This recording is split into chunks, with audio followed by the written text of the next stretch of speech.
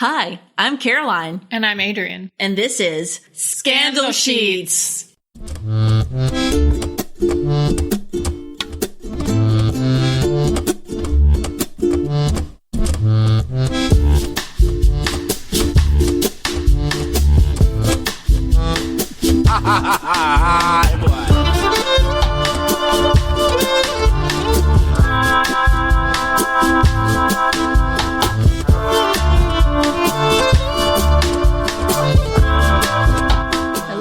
Welcome to Scandal Sheets, the podcast that explores the scandals of history and the people and places associated with them. I'm your host, Adrienne.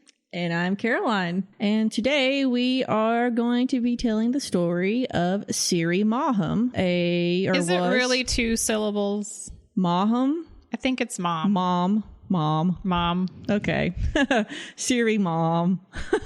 Maybe, I think it sounds better your way, but I just don't want to be wrong. Well, yeah, I know. It would sound way better. Somerset Maugham. Yeah. So Mom. Anyway. There we go. Mom. It's a weird name. Sorry, it would sound a lot better if we had British accents. Everything sounds better in a British accent. Amen to that. It sounds like home to me, but I'm a freak. Anywho, so we're talking today about Syrie Maugham, who was a famous interior designer. She didn't really become a designer until 42. Oh, right. So later in life. Yeah. Don't give up on your dreams, yo. Sure. Yes, I agree with that. That's what I liked reading how old she was, relatively speaking, right, when she opened her exactly. shop. Mm-hmm. I try to remember this now whenever somebody says, you're too old to get your PhD. No, you're never too old. You're not. I'm too old to go to law school or too old to become a doctor. I'm not too old to get my PhD. Screw them. No, you're not. I decided to go classy tonight and I got... Is that a real glass? Is it plastic or glass? It is plastic. Oh, geez. And it came in a can. In a can. I've seen this can. Yes. Yeah. Sparkling rosé. Is it passable? Yeah, it's okay. Okay. It was $5, so. Oh, okay. I feel like I've seen it at Total Wine for like 7 or 8 and just thought, why don't I just buy a bottle if I'm going to pay that much for a can? That's an excellent point. Although you could still get a bottle at, Trader Joe's for... Right. Well, so that's the thing. I stopped buying the bottles because I would literally have one glass and then it would go to waste. Oh, right. Yeah, no, Yeah, so now I just buy single serves. I understand. Yeah. Anywho, sorry. I know. We have so much to talk about, too. I know. It's totally crazy. So let's just go ahead and get started. Syrie Maugham was born on July 10th, 1879 as Gwendolyn Maud Syrie Bernardo. Hence changing her name. Yes. Or going with her third name. Right. Although it's a nice name. Gwendolyn Maud. Mm-hmm. It's very Victorian. She was the eldest of 6 children.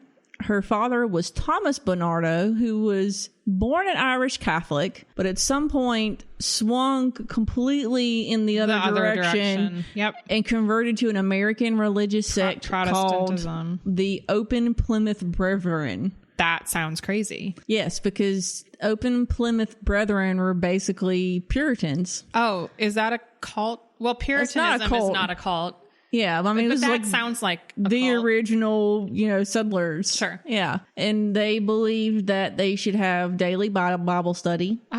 They should always be punctual. Yes. And that they should forego worldly pleasures such as drinking, smoking, and visiting a theater. Okay, there's certain things that were left off that list that I may have thought were included. Well, that's a very interesting point. You can still do lots of drugs and have lots of sex. Right. But just don't go to the theater. Exactly. Okay. Makes total sense. I can live by that. And in Thomas Bernardo's case, he was the founder of Bernardo's Charity for Destitute Children. Oh, that sounds nice. And he would later be accused of doctoring photos of these children to make them look nicer than they really were. I thought you were going to say he doctored the photographs to make them look more destitute so he would get more money. So why would he do the opposite? He wanted to make it look like they were being cared for very well. Oh. Yeah. Oh. And he also stole children from their parents because he thought it would do them better to be in one of his homes. Oh, my. Yep. That's terrible. Excellent man. Syrie was sheltered, but she developed into a beautiful, vivacious girl with a desire to be out and about in the great big world. Who wouldn't when you've been raised to believe that theater is bad? Weirdo. Yeah. Her father intended her to train as a missionary and go to China. So clearly that worked out. But her mother was more realistic and began engineering her future marriage beginning at age 17. When she was 20, a friend of her father's named Henry Wellcome came to stay with the family. He was a wealthy American-born pharmaceuticals magnate who co-owned Burroughs Wellcome, and the company developed the first pharmaceutical tablet. Okay. Beyond that, they are now part of GlaxoSmithKline. I don't know what that company is. It's but it's an American pharmaceutical company. Yeah, it's probably one of the biggest pharmaceutical companies out there. Yeah. Okay. So Wellcome was 46 when he met Syrie. And she was 20 something. She was roughly 20. Yeah. Ooh. But he was well built, had reddish hair, had an energetic personality. Okay. He was very good looking as a young man. You look at his photos. Always had a crazy mustache, of course. Looked like he stuck his fingers in an electrical outlet. Was it straight out or did it curl? It was literally straight out at one point in time. Yeah. Okay. He was thrown together with Syrie, of course. And sparks flew. But her mom picked him for her. Essentially, yes. Okay.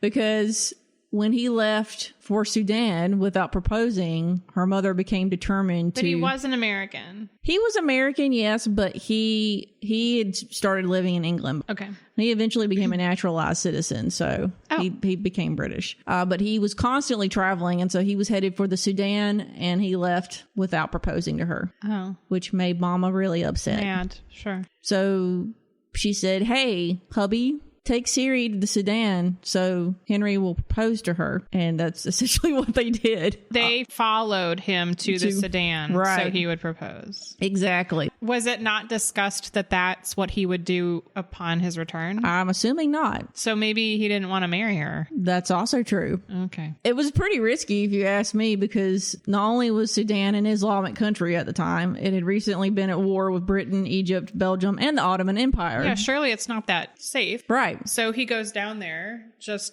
hoping that this guy would ask his daughter's hand in marriage. Yes. Risking life and limb. Right. Well, by 1899, they had brokered a deal with Britain and Egypt to be basically a British territory. Okay. And Britain installed a governor general. And so when she showed up there, though, Henry Wellcome was pretty surprised to see a summer flirtation in the backwoods of Africa. Because he thought he could leave it there. Leave it there, yeah. Yep. But apparently her fortitude spurred him on, and so he proposed to her and was accepted. It's either very creepy or very flattering. Let's go with creepy for what I'm about ready to say. Well, I guess it wasn't her choice, but she went along. We'll say this. And she wanted a husband. Exactly. They married in London in 1901 in a quiet ceremony. He was 48 and she was 22. No surprise there. Their relationship was pretty much a disaster from the start, mostly because Syrie just wanted out of her father's puritanical household. I understand that. Yeah. But then pretty early on realized that she was basically marrying another version of her father. Ugh.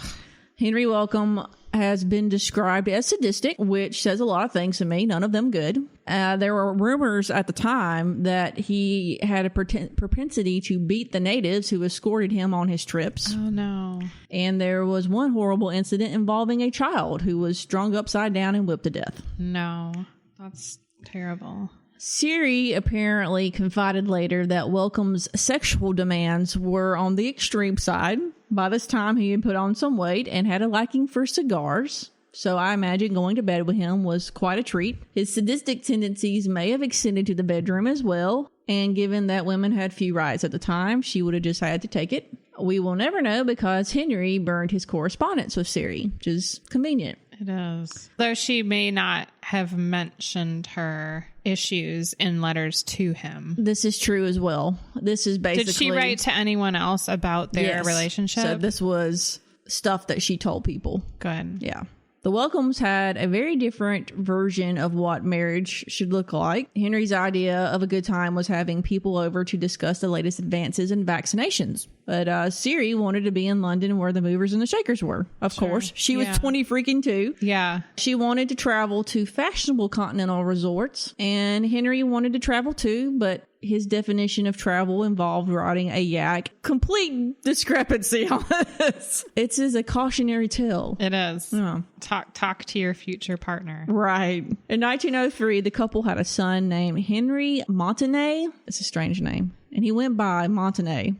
Oh. Yeah. Well, sure, because if your dad's name is your name, then you would have to come up with something else. Sadly, he had some brain damage when he was born and had a lifelong learning disability as a result of it. Yeah.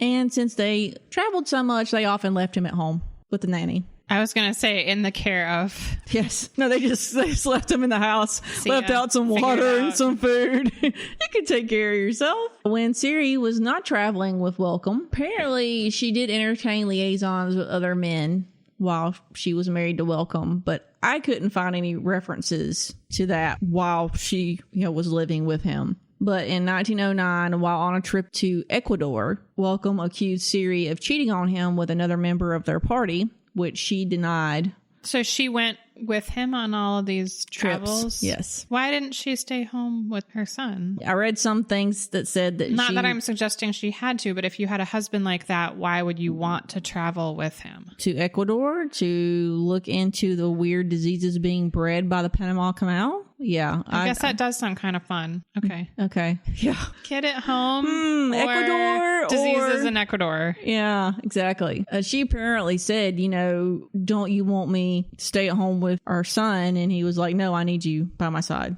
Yeah. Did she do anything as an assistant? No. She was there as his wife. Right.